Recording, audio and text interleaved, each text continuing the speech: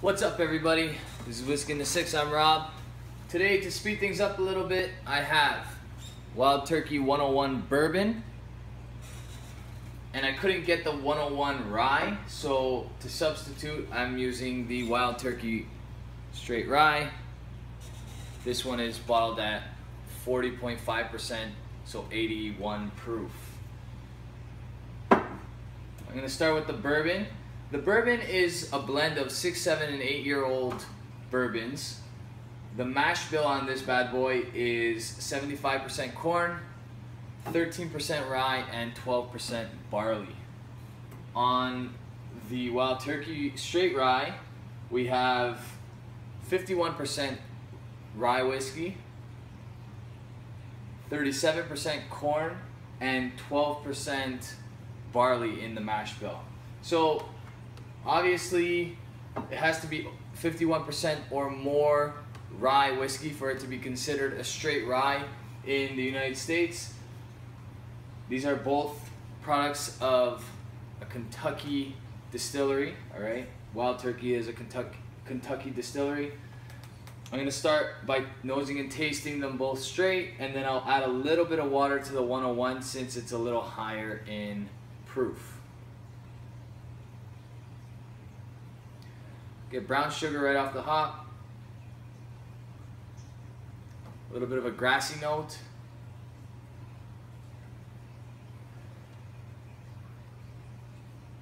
Some corn on the cob on this one.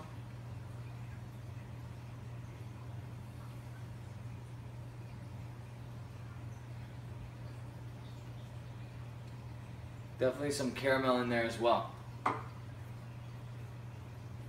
The rye on the nose,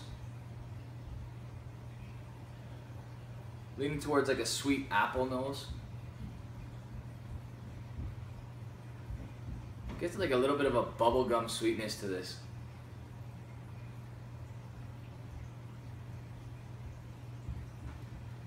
Some vanilla notes in there as well. They're both, this one's a lot stronger in alcohol smell, of course, because it's higher in proof. But the age of it is pretty good. You're looking at 6, 7, and 8-year-old bourbons, so you're not looking at an overly young whiskey. This one's about $35 as well at the LCBO, maybe a little bit more. This Wild Turkey Rye, the Straight Rye, a buddy of mine, both of these are borrowed by buddies actually. So this one is my buddy Paulo and this one is my buddy Marco. And the rye, Marco picked up for about $13 at the LCBO on a blowout sale. So sometimes the LCBO will put things on clearance or sale if it's not selling very well. And he happened to pick that bottle up for 13 bucks. So $13 Canadian is a steal for any whiskey because you can't even buy certain vodkas for that cheap. All right, on the palate, the 101.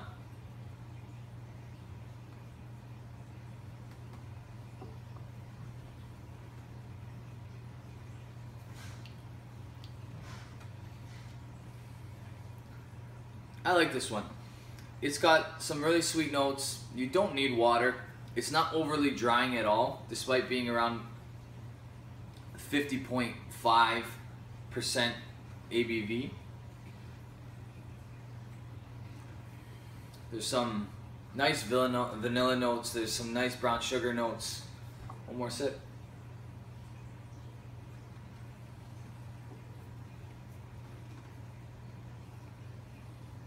Kind of like a candy corn type note. Caramel for sure. I'm gonna add a drop of water. And I'm gonna take a sip of water and try the rye. So again, there's a big difference in percentage here. We're talking 10% alcohol. That's a big difference in my opinion. It makes a big difference on the palate for sure. Okay, so this one's been watered down quite a bit.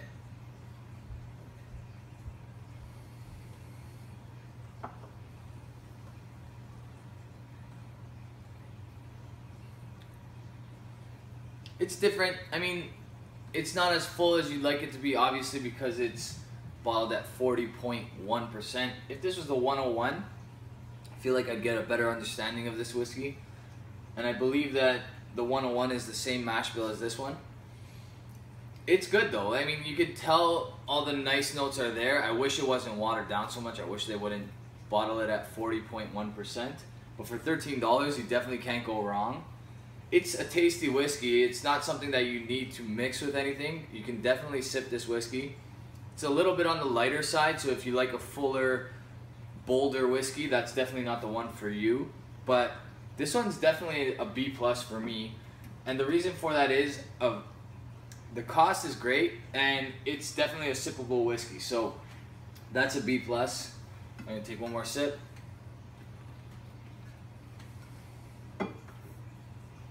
And I bet you if that was the 101 rye, the mark would go up substantially. I haven't tasted the 101, but I'm thinking the mark would go up quite a bit.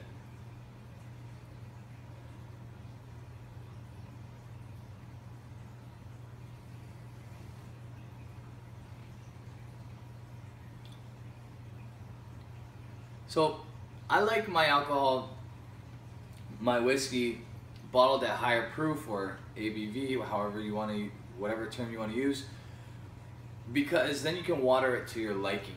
If it's too strong at the point where it's been bottled, you can add a little bit of water to drop it down a bit.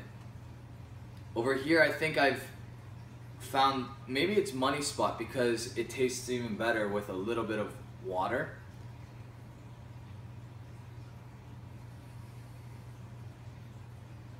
But what I did lose is that fullness of the whiskey, which I really look for in bourbons, especially the syrupy notes. So I would say this one's definitely an A- for me. A-, which would be like an 82. Really good whiskey. Definitely a great price. You're looking at, like I said, $35 at the LCBO, probably $20 in the United States in various places. So for that reason, it's definitely an A-. I bet you on some days I'd probably lean closer to an A because it's so well priced. So the 101, very good stuff. This one's pretty good as well, considering it's bottled so low in ABV and the price that we got it at. I'm assuming that goes for around $20 in the United States as well, maybe a little bit lower. The regular price of this, when it was at regular price, was about $30. So at that price, I don't think I would buy it again, $30 Canadian. But at the price that it was purchased at, is a very good deal. And it's definitely a sippable whiskey. There's no added color in either of these, of course, based on straight whiskeys and the rules for straight whiskeys in Kentucky and the United States. Really good stuff. I honestly don't mind either of those. I probably wouldn't buy this if I had to pay $30, so maybe I could lean towards dropping it down to a B. This one I probably would buy again at $35, so that probably pushes it closer to an A for me. So I'm giving this an A- and a B+, but give or take a couple points depending on your palate and what you like. Next up is going to be my Jack Daniel's single barrel proof. Hopefully Seattle can get his out before I put that out. If not, I apologize, I waited.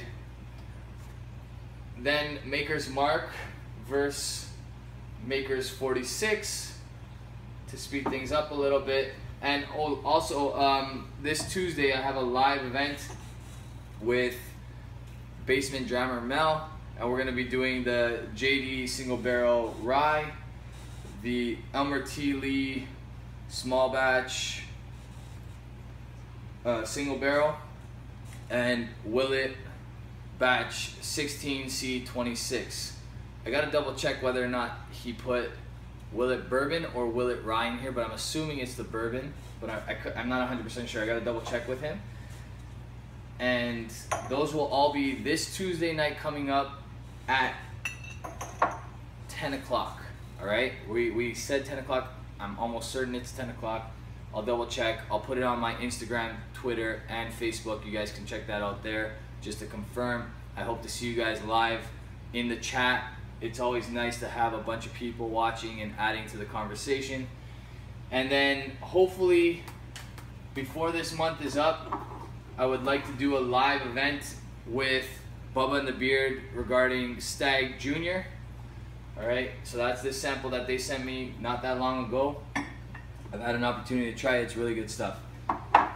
And then I think that wraps it up. I have not much more in the bourbon world. I might be able to fit in a larceny review. I'm hoping to, but we'll see.